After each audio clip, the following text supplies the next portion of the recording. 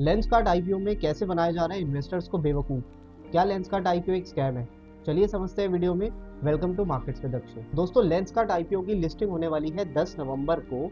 अगर आपको अलॉटमेंट मिल गया है या आप नया इन्वेस्टमेंट करने का प्लान कर रहे हो तो ये वीडियो आपके लिए बहुत इंपॉर्टेंट हो जाता है। इसमें हम ब्रेक डाउन करेंगे the real truth behind Lenskart IPO और कैसे कंपनीज आईपीओ लॉन्च करके इन्वेस्टर्स को बेवकूफ़ बना सकती है और आपको क्या चेक करना चाहिए किसी भी आईपीओ को अप्लाई करने से पहले।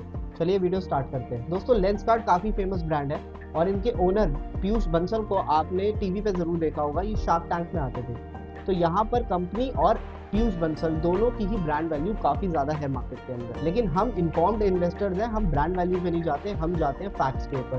तो चलिए देखते हैं इनका प्रॉफिट एंड लॉस स्टेटमेंट पहले। तो जैसा कि आप स्क्रीन पे देख रहे हो, ये पीएनएल स्टेटमेंट है पिछले 3 साल का। 2023 में इनका प्रॉफिट आफ्टर टैक्स था 63 का लॉस, यानी 63 करोड़ का लॉस था 2023 में इस कंपनी को। उसके बाद 2024 में अगर आप देखोगे तो ये लॉस कम होके हो गया 10 करोड़ रुपए। तो अच्छी बात है, कंपनी लॉस से कम लॉस कर रही थी, बट अभी भी कंपनी प्रॉफिटेबल नहीं हुई थी। 2025 में यानी मार्च 2025 का जो रिजल्ट आया था, वहां पर कंपनी सडनली 300 करोड़ का प्रॉफिट यहाँ पर शो करती है, 297 करोड़ रुपीस। तो ये बहुत अच्छी बात हो गई। कंपनी अभी तक 2 साल से लॉस में चल रही थी और एकदम से कंपनी प्रॉफिट में आ गई। तो इसका मतलब ये है कि कंपनी लॉस से प्रॉफिट में आ गई और ये बहुत अच्छा लगता है मार्केट को। तो अगर हम शेयर्स बाय करेंगे तो शेयर्स बढ़ेंगे और हमें भी अच्छा प्रॉफिट होगा। नहीं, यहीं पर है असली कैच। अब एक कॉमन सेंस की बात बताओ, अगर इनका बिजनेस है आईवेयर को या चश्मों को सेल करके प्रॉफिट बनाना, तो प्रॉफिट भी तो वहीं से आना चाहिए ना। अभी हम देखते हैं कि यहाँ पर डीआरएचपी में कंपनी ने क्या लिखा है कि हमारा प्रॉफिट कहाँ से आ रहा है, ये देखना बहुत जरूरी है। अगर इनका प्रॉफिट चश्मे सेल करके, जिसे हम बोलते हैं रेवेन्यू फ्रॉम ऑपरेशंस, वहां से आ रहा है तो बहुत अच्छी बात है, बिजनेस अच्छा चल रहा है। लेकिन अगर प्रॉफिट का सोर्स कोई और है तो यहाँ पर आप समझ जाना कि यहाँ पर कुछ ना कुछ गड़बड़ है। चलिए देखते हैं हमें डीआरएचपी में इन्होंने क्या क्या डिटेल्स दी हुई है। तो डीआरएचपी यानी ड्राफ्ट रेड हेरिंग प्रोस्पेक्टस, जो आईपीओ आने से पहले कंपनी सबमिट करती है सेबी को, एक डॉक्यूमेंट होता है जिसमें सारी डिटेल्स होती है कंपनी की। तो यहाँ पर आप देखोगे 3 हेड्स में आपको बताऊंगा, यानी 3 जगह से इनका प्रॉफिट आ रहा है। अब यहाँ पे देखो, सबसे ऊपर ही लिखा हुआ है सेल ऑफ म्यूचुअल फंड्स, यानी म्यूचुअल फंड सेल करके इनको कुछ प्रॉफिट आया, कोई भी इन्वेस्ट किया होगा, वो सेल कर दिया, वहां से प्रॉफिट आ गया। ये फिगर्स है मिलियंस में, तो इसको मैं 72 करोड़ लिखूंगा इन करोड़। तो 72 करोड़ इन्होंने बनाए, कैसे? म्यूचुअल फंड्स को सेल करके वहां पे प्रॉफिट बुक किया।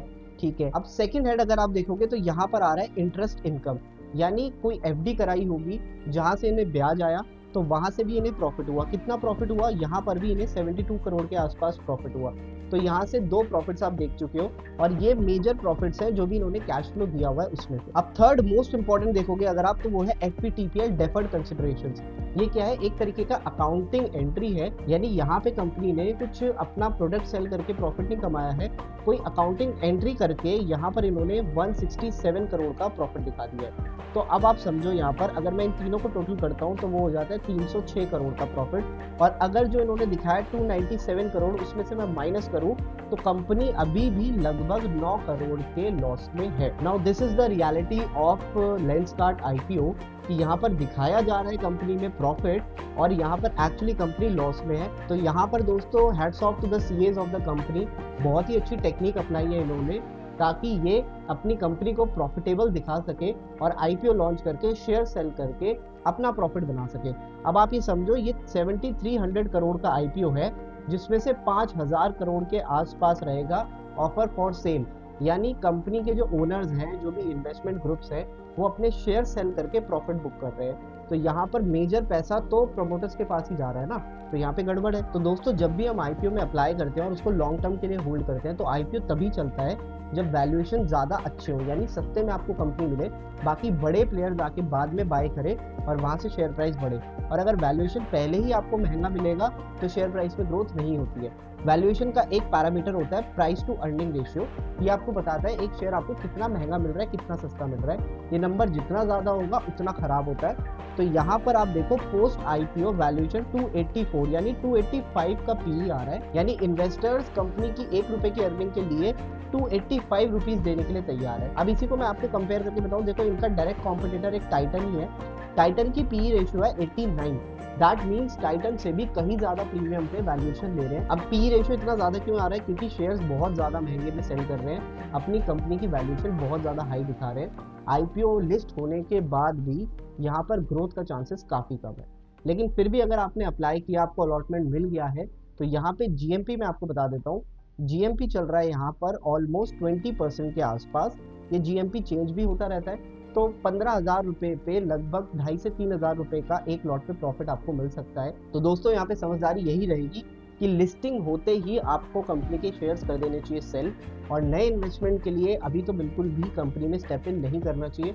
वैल्यूएशन कंफर्ट नहीं है और गड़बड़ भी यहाँ पर दिख रही है। दोस्तों अपने पैसे की जिम्मेदारी खुद ही लीजिए।